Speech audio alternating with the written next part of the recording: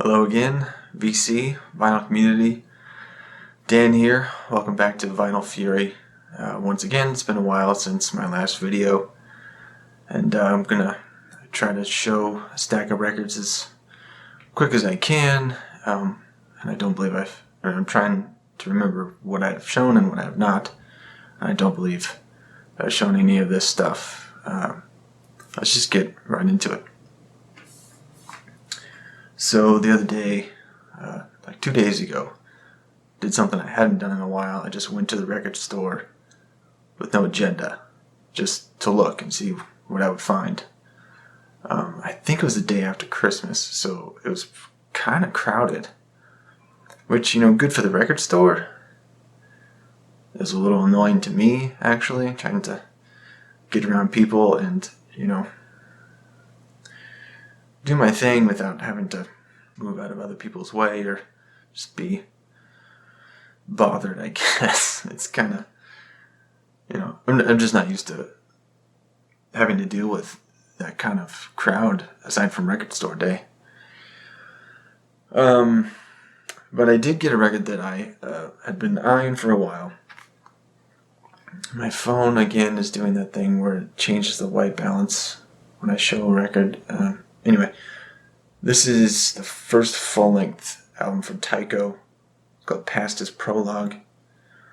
And the price tag on this had been a bit spendy in the past, but with Christmas money in my wallet, it didn't seem so bad. So I finally got it. Gatefold jacket. It's a really nice, thick jacket. It's actually oversized too. I don't have a sleeve that'll fit it. But yeah, very nice and sturdy. Great pressing. Printed inner sleeves. It's actually really tight to get these in and out. It's a bit of a struggle, actually. It's pressed at, I believe it's called Jeezy in the Czech Republic. I don't know if a lot of people are confused by this or not, but Pirates Press is not actually a pressing plant. It's kind of an in-between. It's like, I don't know what the word is for it, but you give your materials to Pirates Press, and they facilitate the pressing. But the actual pressing plant is, I think it's called Jeezy Vinyl, and you can tell usually when it's pressed by them. The vinyl has the same kind of consistent look, and it has that laser-etched number in the dead wax. And if it's by Pirates Press, it'll say Pirates Press in that same etching. But usually, if it's not, it's just a number. And the vinyl just has a distinct look to it. I can always tell when it's pressed there. And I've come to like seeing that. I'm usually pleased with records that are pressed there. So, like I said, this is their early album. It's really just one guy, I think, at this point. So it's a little more down-tempo, a little more ambient. It still some very melodic, electronic, ambient stuff. I really enjoyed this more than I thought I was and more than I had in the past. Some tracks I really, really enjoyed. I'm really looking forward to the next Tycho album. It's going to be cool to see where they go from here. Or from their last album, Awake, which is much more full band sounding and just more complete vision than this. And they've become pretty popular lately, so it's gonna be cool to see what happens with them. I'm already not doing this very quickly. So the next one, I didn't know that this album had been reissued. It's 07. It's called Simple Things. It's from 2001. And I, and probably most people, or a lot of people anyway, learned of this band from the Garden State soundtrack in 2004. The song In the Waiting Line was on that soundtrack, and I really enjoyed it. And I've had this album digitally for a long time. And it's finally reissued, I guess this past summer. It's very well done, too. MPO is in the dead wax, and I guess that's a French pressing plant that's held in high regard. And I think I've had a few things made there before. Warner Brothers has done a pretty good job with reissues lately. I've been pretty happy with them. This album sounds great. It's a nice pressing. Nothing extravagant about it. It's simple, but it's quality. It's a single jacket with a double LP, and it's 180 gram. Like I said, it sounds good. I enjoyed listening to the full album like this. Original pressings, have been expensive, as is kind of the norm these days for vinyl that was pressed in the mid to late 90s and early 2000s. So, yeah, if you didn't know this album was reissued, it is. And if you've never heard of it, check it out.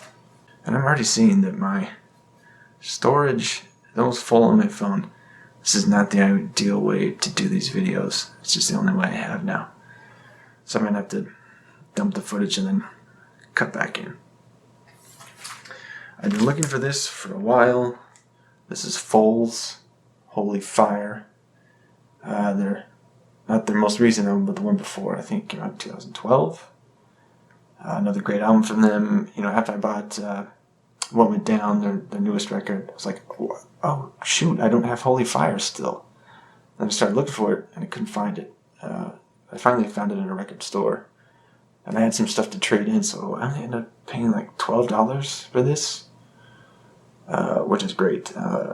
This is by Warner Brothers as well, yeah. So, a nice pressing. I think the master is a little compressed at times, but overall pretty good. And just more great music from Foals. I love their alternative indie rock sound. Great record. Glad I finally found it. Let's see. The newest album from Third Eye Blind. I'm sorry if my exposure is a bit blown out, but this cover is very minimalist. It's just this faraway, long hallway shot. The album's called Dopamine, and it came out in the summer. And the vinyl didn't come out until November, I think. And it's an okay album. It really just sounds like Stephen Jenkins and whoever's in the band now doing an album under the Third Eye Blind name. It doesn't really have the feeling and the I don't have the connection to it that I have the rest of the Third Eye Blind catalog. It's been a long time since our last record, 2009. And that one was, waning, but they still had one of their past guitars, and it still had kind of that vibe that was familiar and that I liked about that band. But now it really has a different feel, and it sounds like they're going for a more mainstream, alternative pop kind of sound. And it's good, it's just not great to me. Some of the songs have that catchiness that I enjoyed, but some of them just sound a little derivative and a little too, I don't know, plain and unimaginative. That it's just not what I want out of a Third Eye Blind album. And unfortunately, I think this is our last full-length album. Stephen Jenkins has said that from now on he just wants to put out singles, which I'm fine with. It's more of a new model approach. We'll see what happens. It's on white vinyl. It's a gatefold, and I think this is also done at Jeezy. Mastering, not too impressed with either. It sounds pretty heavily compressed. Not a lot of dynamic range. A good album from Third Eye Blind. Not great. Hopefully I'll enjoy it more over time as I accept it for what it is. But I was hoping for a little bit more, especially if this is their, last full-length record. I think I am going to stop here and dump the footage. Be right back. Okay, continuing on. Another reissue, Goo Goo Dolls, A Boy Named Goo from 1995. I guess this is the 20th anniversary edition. Never on vinyl before. Again through Warner Brothers, and again a really nice reissue. It sounded much better than I thought it was going to. The pressing was not done by United, which I was for some reason expecting. It was inexpensive. I think it was $18.